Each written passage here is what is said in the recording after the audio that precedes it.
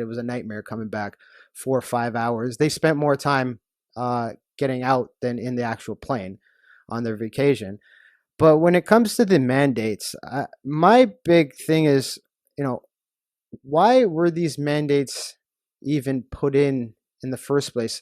Because we talk about ending the mandates, there seems to be some other motive going on behind why they're keeping it. Why is this, and I can say they'll censor me, but whatever. Why is the vaccine so important? We have such a high rate. We have such a high vaccination rate. I know plenty of people who've taken it, plenty of people who haven't taken it. Even Bill Gates at the Little Evil World Economic Forum said, if there's breakthrough infections, what's the point of a passport, right? The science isn't settled yet, even though Del Duca likes to say that kind of stuff on TV. Why are these, like you put it in the house, why are they vindictive? Why is it so this vindictive attack on a certain group of Canadians still going on? Yeah, look, I think at this point there's no other explanation because it's certainly not one that is based in science. Or if it is, nobody is willing to share that science, or Yeah. there is no reason that the science is somehow different in this country than it is in so many other countries that have either lifted those mandates or didn't have them in some cases. Yeah. I think at the outset of this, I will tell you, and most people know that I'm pro-vax, and I've made that decision for Yeah. myself and my family.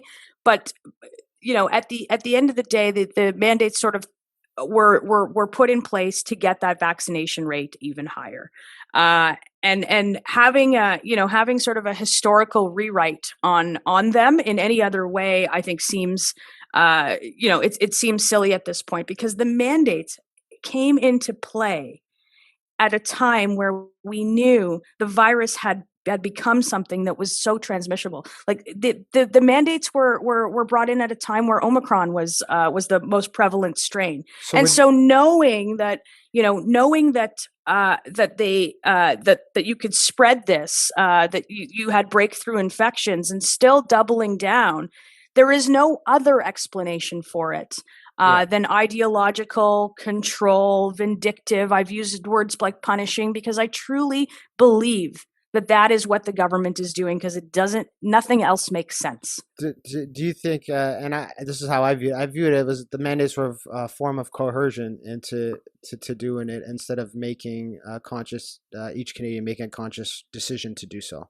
Yeah, look, and we'll have a good conversation on. I think the government, the prime minister ran the last election with this as a wedge, and I think it's Yeah. one of the most disgusting things in this government's tenure. And there's lots of disgusting things in my view, but at sort of at the end of the day, if we know that this doesn't make sense, and we know that other countries are doing it, and we know that it's now causing problems to travelers and businesses, not just your boys that are going on vacation. Yeah. We're talking about people coming here from New York, from Philly, from Chicago to do business in Canada, because Yeah. that's what we want. We're talking about people going to funerals and birthday parties and life Co- events. We're talking Conferences, all those Yeah, kind of we're things. talking about communities that don't have another way of connecting. Like, you can't get everywhere here in a car, in a bus, on a rail, on a ferry. No. Sometimes you need a plane. So for those people, it's we have this policy that eliminates 5 million or so people out of something that is that is mission critical. Yeah.